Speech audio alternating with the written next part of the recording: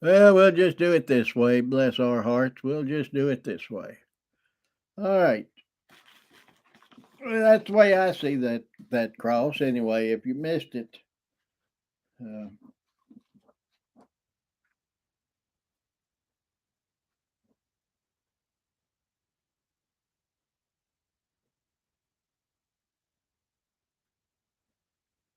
I think it has to do with the fact that we die daily.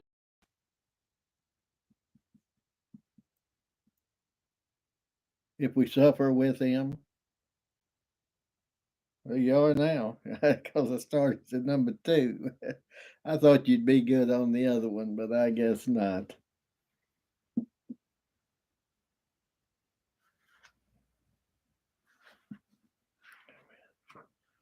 All right, we on the fifth chapter of the Gospel of Mark.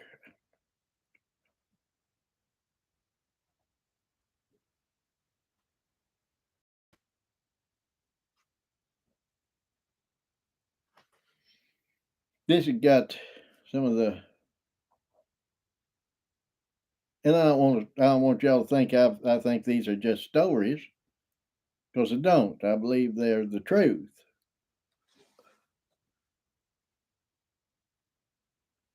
Yeah, that's all. That's kind of about the same thing. Yeah, this is number two. You're there, Brother Wayne. Demoniac, chapter 5 of the Gospel of Mark.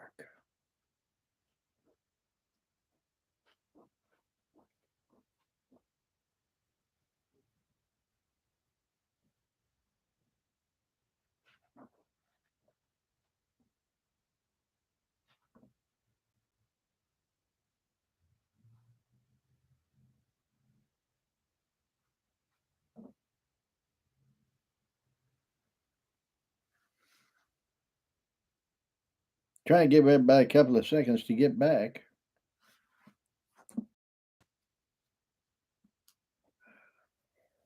Uh,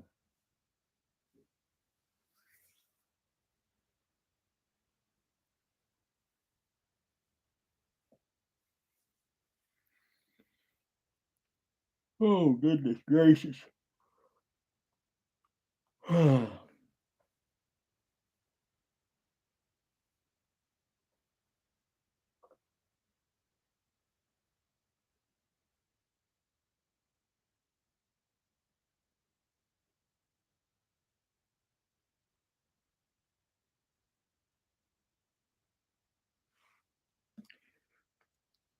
Well, they can catch up when you're back.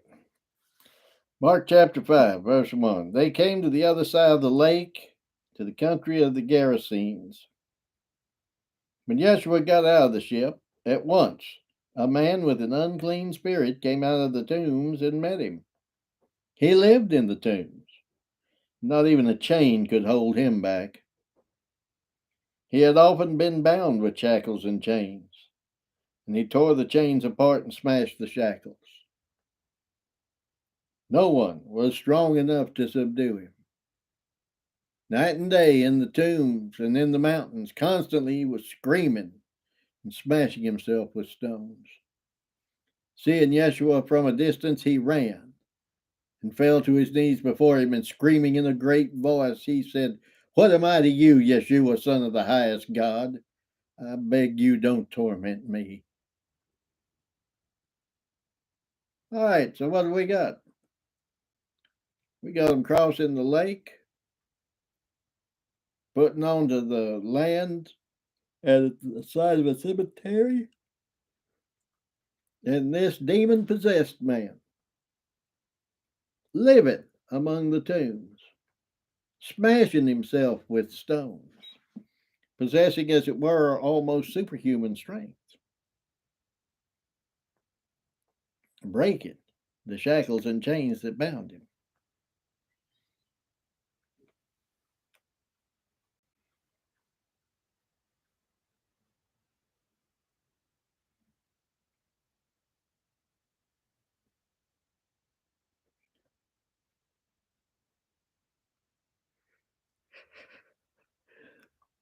Well, I confess it, brethren, when I read that, I couldn't help think of an old country song, "While I'm sleeping in shackles and chains."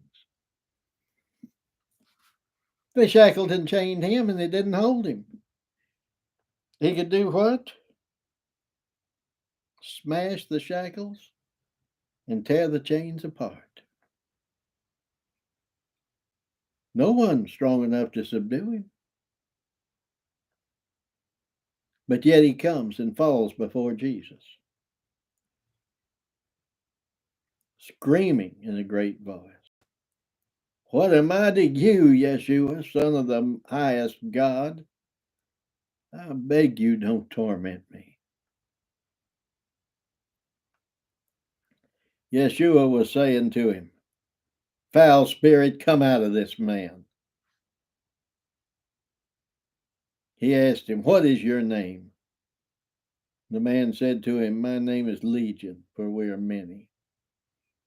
And he implored him again and again not to send him out of the country.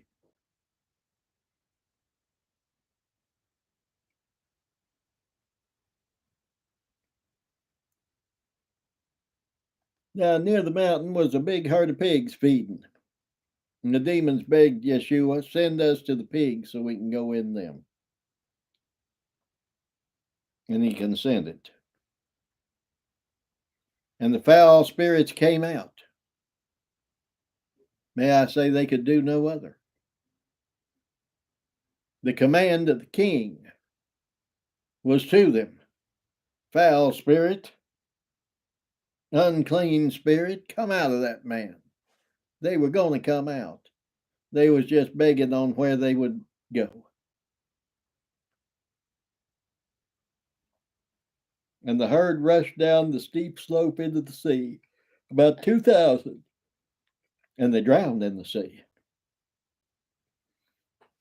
Those feeding the pigs fled. I guess they would, wouldn't they? Man, can you imagine you out here helping tend a herd of 2,000 pigs, and all of a sudden those things go crazy and run off the side of a cliff into the sea and drown? And they go into the Sea of Galilee and drown. And it's a steep cliff.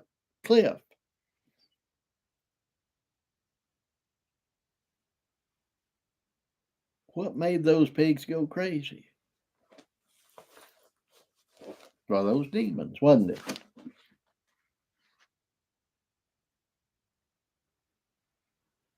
Those feeding the pigs fled and reported it in the city and on the farms, and people came to see what happened.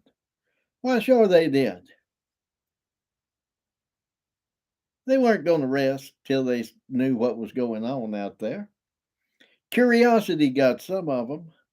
Why, these crazy swine herds, what do they know?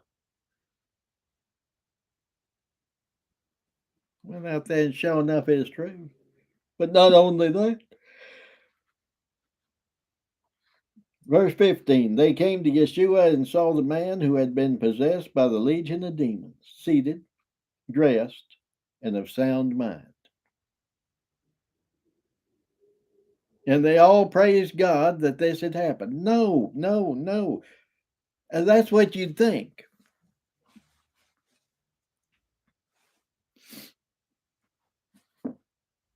And they were afraid. Can you believe that? They were afraid because this man that had been wandering in tombs, living out there in the cemetery amongst the dead, hollering and screaming and carrying on, possessed with superhuman strength. No one could hold him. Shackles and chains couldn't bind him. And there he was,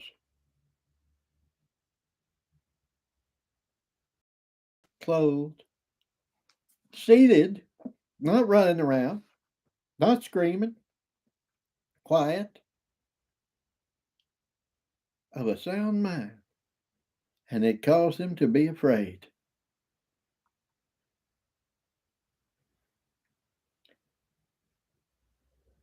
Those who saw what happened to the demoniac and the pigs reported it.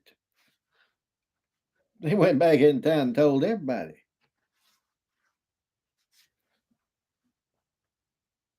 You know that fella out there in the cemetery? He's sitting there.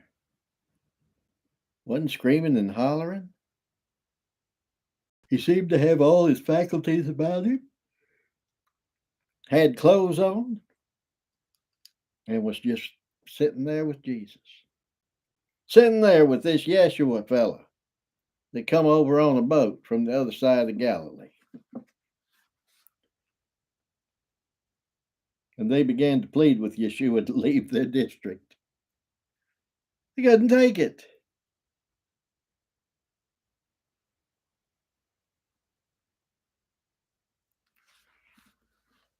They began to beg him to leave their area.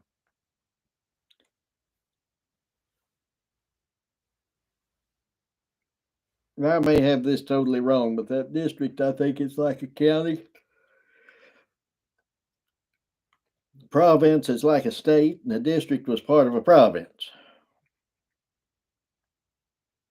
Man, I'll tell you what, you might find you some other demon possessed fellows over here in the next county, but I think you've done enough here.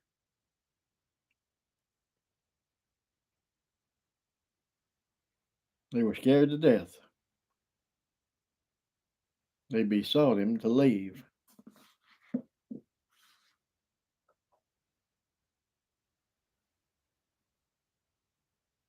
Pleading with him. Or leave us.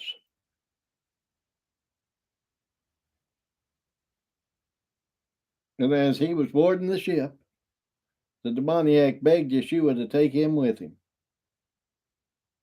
He would not take him. But he said to him, "Go to your house, and to those who are yours, and say how much Adonai has done for you, and how much he has pitied you." And the man left and spread word in Decapolis of how much Yeshua did for him. Everyone wondered. What are they wondering? Well, the first thing they're wondering is this really the same dude that was out there in the tombs? Or is this somebody that kind of looks like him? They're faking all this.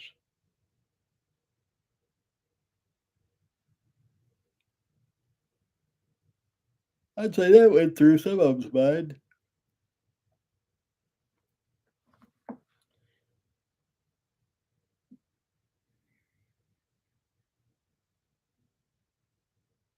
Jesus wouldn't take the fella with him.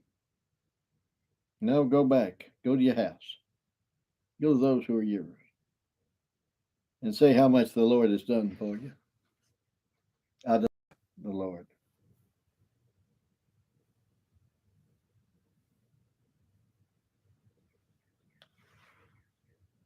That's something.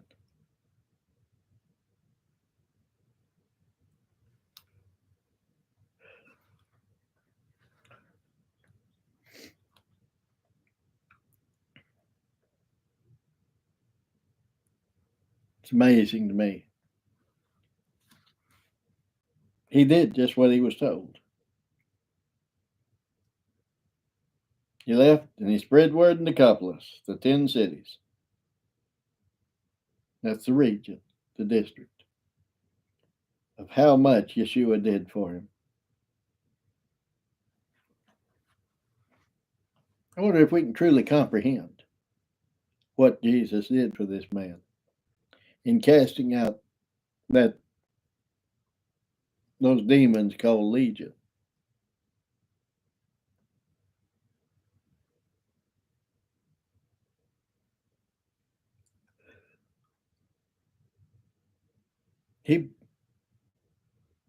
The people around about his home, probably his own people,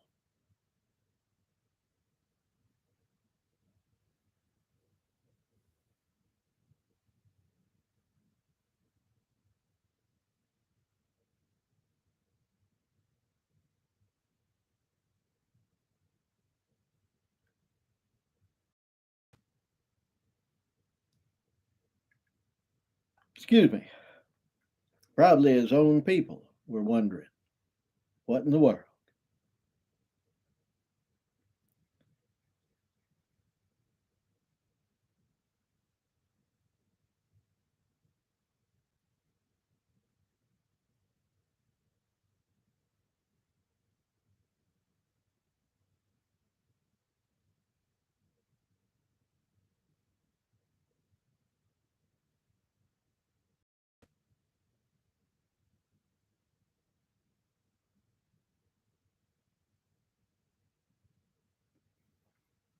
Let's move on.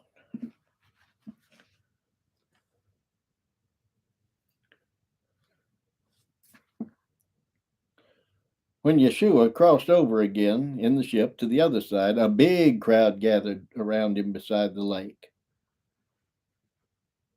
They're kind of waiting on him to come back. One of the synagogue leaders, named Yair or Jairus, Yair, came and seeing him fell to his knees and begged him intensely, saying, "My daughter's at the point of death. Come, put your hand on her so she may be healed and live. Come, put your hand on her."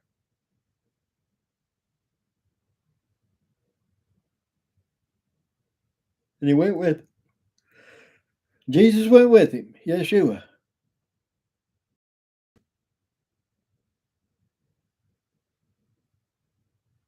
The great crowd went with him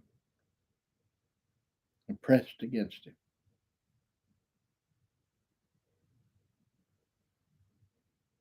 There was a woman who for 12 years had a flow of blood.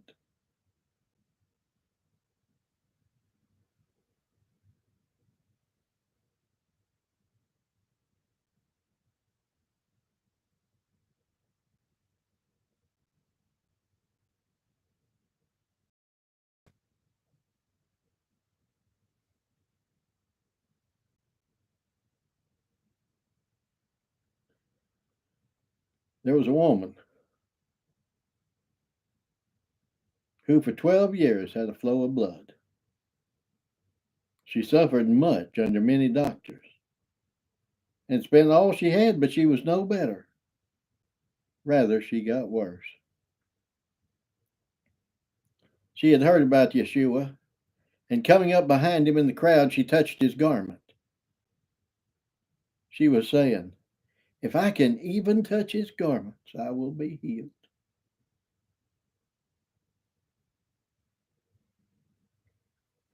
Now that's faith. That's faith. It's not some superficial blind belief, but it's faith that made her go after him, to come to Jesus, to believe that he could heal her and that he didn't need any magical formulas. How much of these physicians that were of no value, how much of these doctors upon whom she wasted her living were more like we'd call a witch doctor today? I mean, they're going to put some kind of hoodoo on her. Some of them might use herbs. Some of them might use this. Some of them might use the other. None of them could do her any good. Not a one.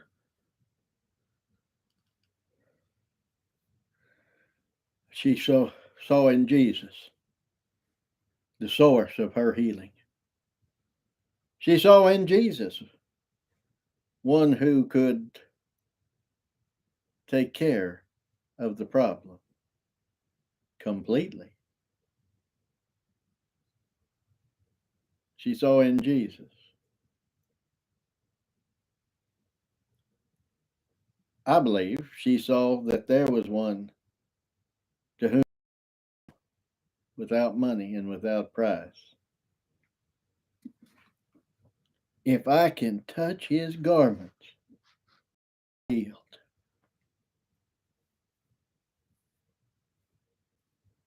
And she got close enough, and she did touch his garments. What does it say? Once the source of her blood dried up, and she knew in her body that she had been healed of her terrible disease. My, my, my.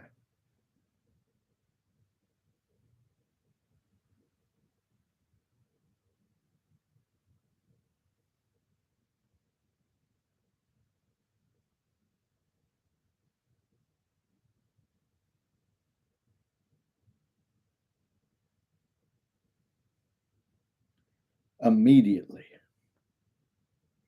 aware in himself that power had gone out from him, Yeshua turned around in the crowd and said, "Who touched my clothing?"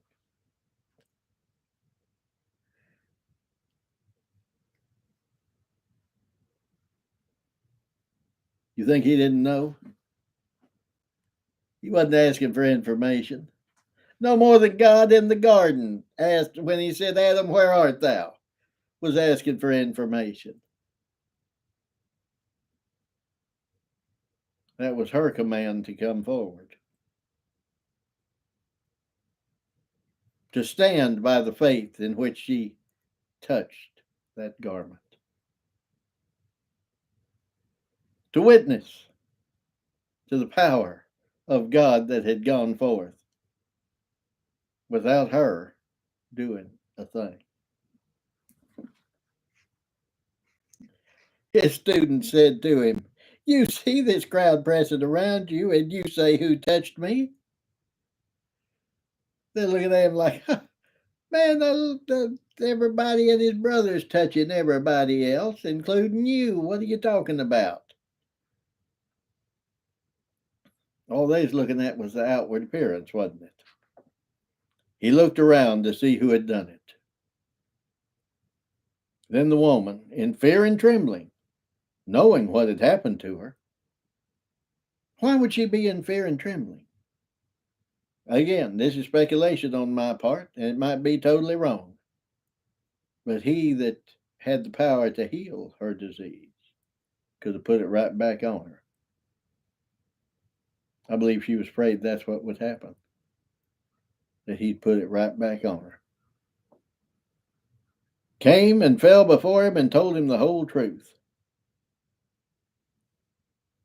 Could she do anything else?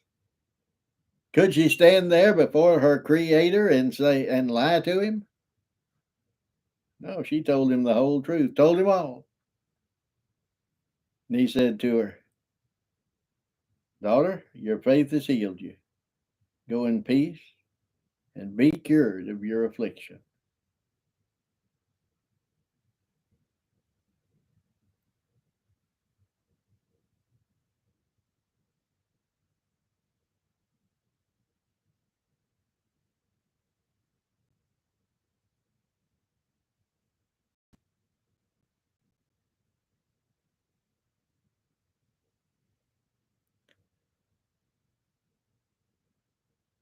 Can you imagine her telling that story?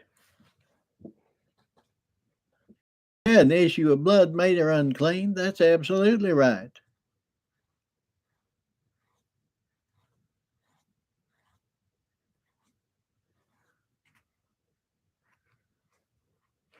Of course, she was unclean for 12 years.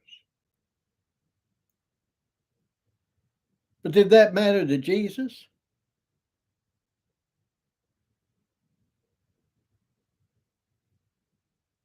Did he say, "Get away from me, you unclean woman? What do you think you're doing? Trying to defile these folks?" No. He said, "Daughter." He said, "Child." She was one of his.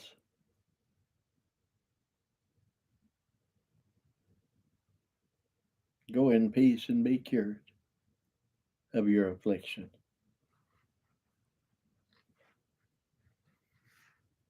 While he was speaking, some people came from the house of the leader of the synagogue. "Your daughter died," they said. "Why are you still bothering the rabbi?" Jesus heard him, didn't he?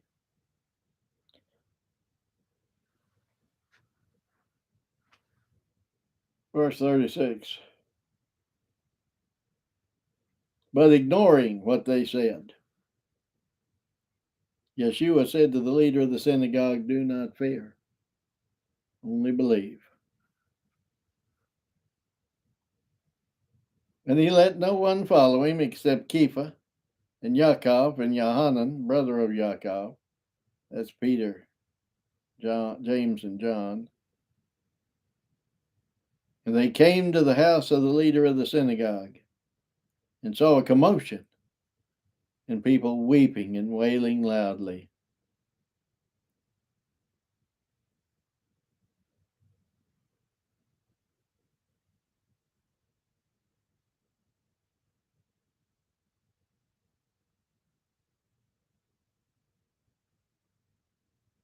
On going inside, he said to them, "Why this commotion and weeping? The child didn't die. No, she's sleeping." But they laughed at him. Then he put everyone outside. Man, can you imagine the indignation of them that was trying to prepare that body for burial? Jesus put them out. And he took the child's father and mother and those with him and went inside where the child was.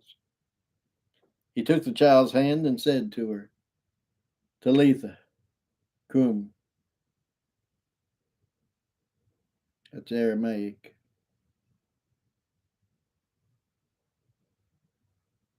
Which translated from Aramaic means, "Little girl, I say, do you awake?" And at once the girl got up and walked around. She was 12 years old. They were amazed with great ecstasy.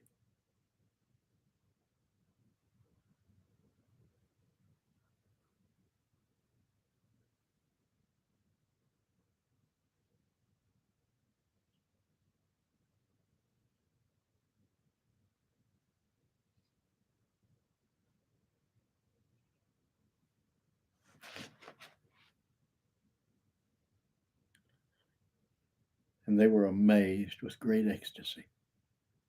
What would you think? You got a dead 12-year-old there.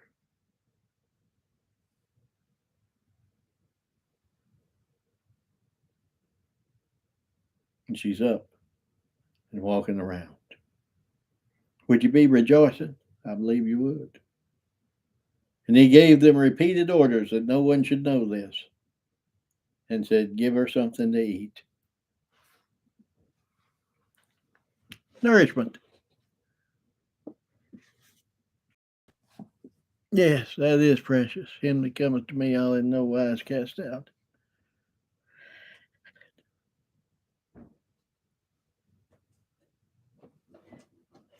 Well, let's see here.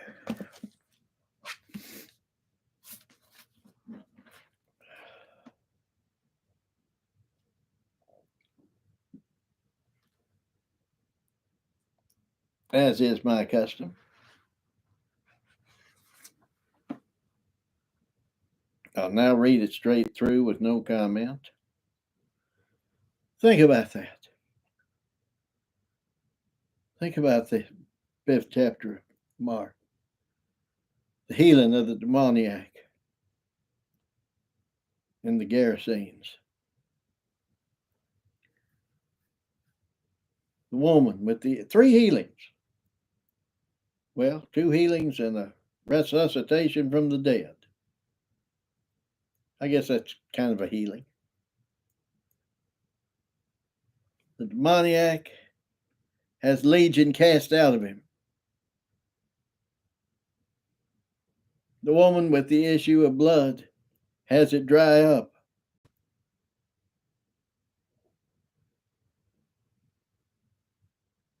And Yair's daughter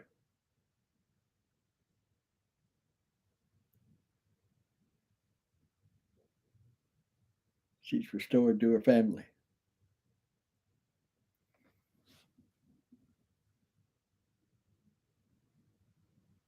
Cast out devils. Healed the sick. Raised the dead. Showing the mighty power of God. Doing those things that none could do unless they were God.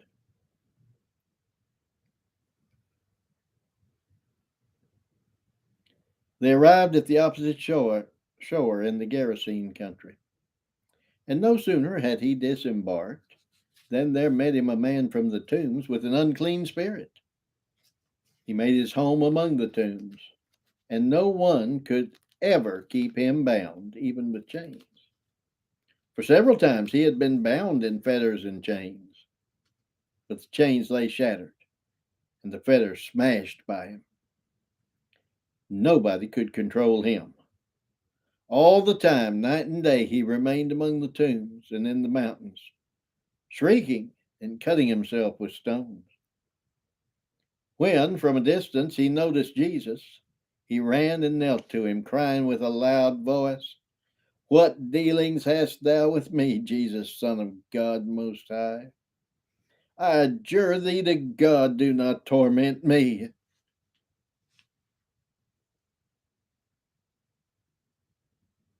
For he had said to him, Jesus, had said to him, "Unclean spirit, come out of that man," and had questioned him, "What's your name?" To which he answered, "My name is Legion, for we are many." Then he urgently begged of him not to send him out of the country. Now a large herd of swine was feeding there on the mountainside, and the demons besought him, "Send us to the swine so that we may enter into them." He permitted them, and the unclean spirits went out to enter into the swine. Then the herd of about 2,000 rushed headlong down the precipice into the sea and drowned there. Those tending them fled and told the news in town and in countryside, and the people came to see what had happened. They came to Jesus and saw the demoniac who had been possessed of the legion, sitting down, dressed, and sane, and they were filled with awe. Those who had seen it told them what had happened to the demoniac and also about the swine. Then they began to implore him to leave their shores. As he was embarking, the former demoniac requested him to stay with him, but he gave no permission. Instead, he said to him, "Go back to your family and friends and tell them everything the Lord has done for you and the mercy he has showed you." And he went off and started to announce throughout Decapolis everything that Jesus had done for him, and all were astonished. When Jesus had recrossed by a boat to the other side, a great multitude massed around him. He was on the shore when one of the synagogue directors, named Jairus came, and at sight of him fell at his feet and strongly pleaded with him, "My daughter is at the point of death. Come, place your hands on her, that she may recover and live." And he went with him, and a vast host followed him and thronged him. A woman, too, who for 12 years had suffered hemorrhages and had been treated much by many physicians, spending all she had without improving, but rather growing worse. When she heard about Jesus, came in the crowd behind and touched his robe. For she said, if only I touch his robe, I shall be healed." At once her hemorrhage stopped, and she felt in her body that she was healed of her affliction. Then and there, Jesus, conscious that power had gone from him, turned around to the crowd and asked, "Who touched my clothes?"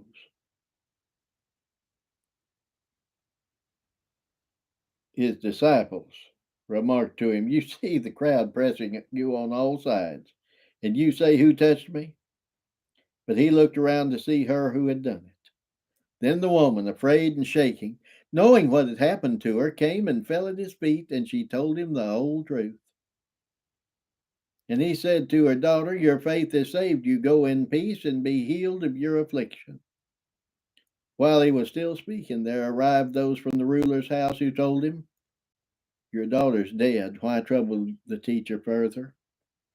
But Jesus, overhearing that spoken message, said to the synagogue ruler, "Have no fear, only believe."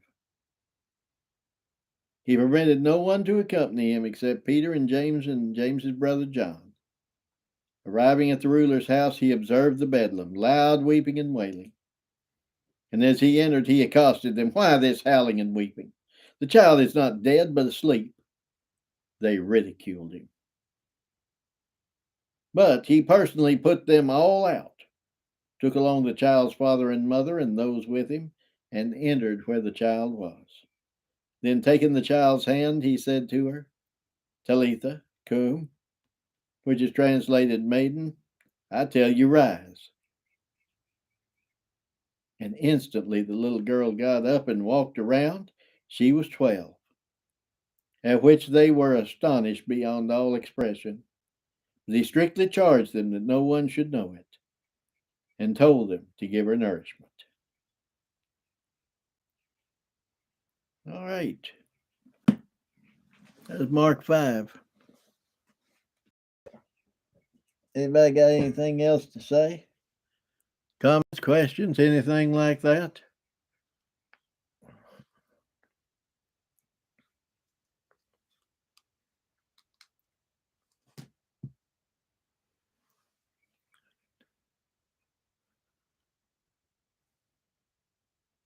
It was snowing here a minute ago. I don't know whether it still is.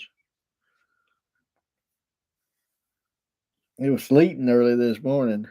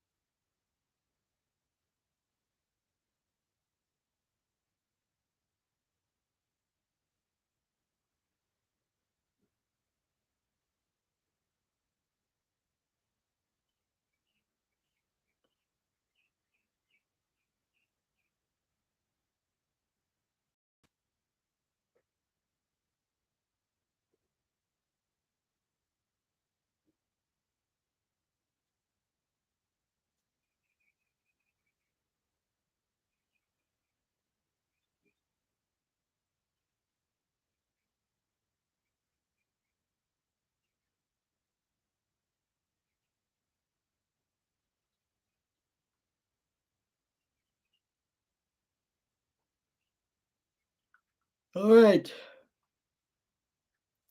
Hey, I tell you what.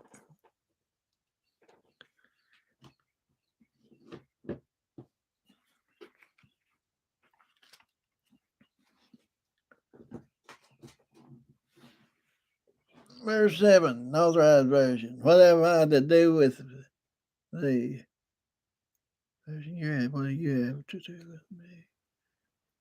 Yeah, that'd be if I remember, I'm going to check the I'll check the Greek New Testament and see what it says.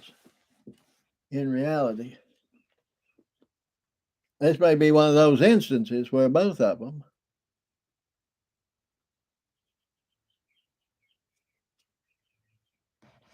Yes, I kind of agree with that. That they have to have some place.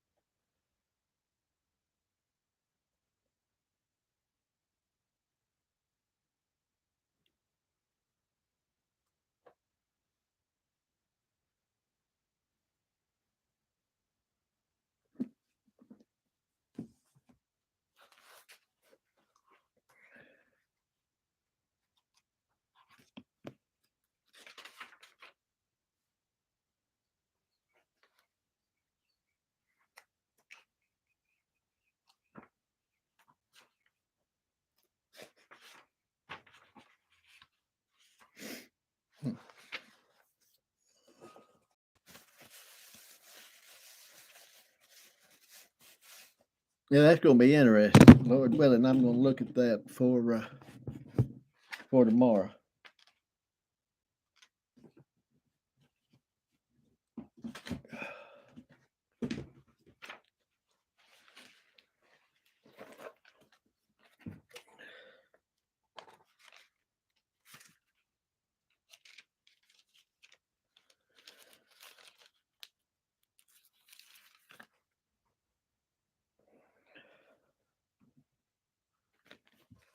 All right, the only thing I know this is in is Durand Lester.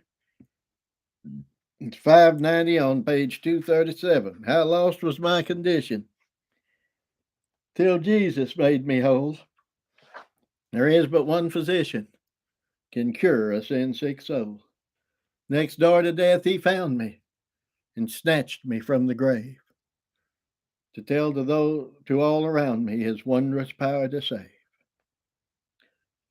How lost was my condition till Jesus made me whole. There is but one physician can cure a sin sick soul.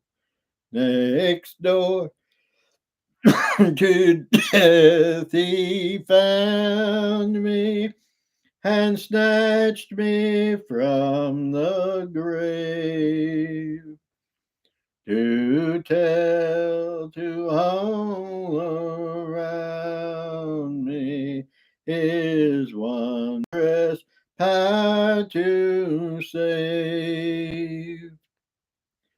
The worst of all diseases is light compared with sin. On every part it seizes, but rages most within. 'Tis palsy, plague, and fever, and madness all combined, and none but a believer the least relief can find. From men great skill professing, hath sought a cure to gain. But this proved more distressing, and added to my pain. Some said that nothing ailed me, some gave me up for lost. Thus every refuge failed me, and all my hopes were crossed. At length this great physician, how matchless is his grace, accepted my petition and undertook my case. First gave me sight to see him, first in my eyes had sealed. Then bade me look unto him. I looked and I was healed. Hey, dying, risen Jesus, seen by the eye of faith, at once from danger frees us and saves the soul from death. Come then to this physician, his help will freely give. He makes no hard condition. To Jesus look and live. Shall we take that as a closing? Our closing today? I think so. Lord willing, we'll be back on here about 1 o'clock with a Zoom meeting. I'm not going anywhere today, Lord willing. So I got no place to come back to or to come back from and be late. Particularly if it's snowing, I know I'm not going anywhere.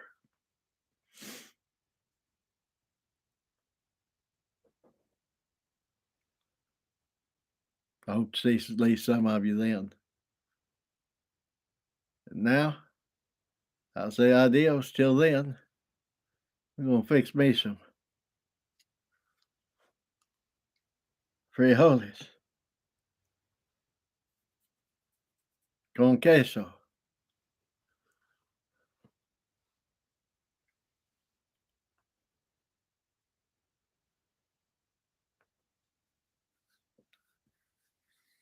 Tortillas de maíz. And what else? Camarones. Sí, camarones. That sounds like a pretty good lunch to me.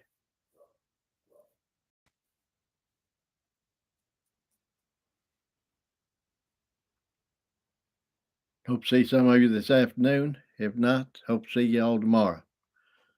May the Lord richly bless you.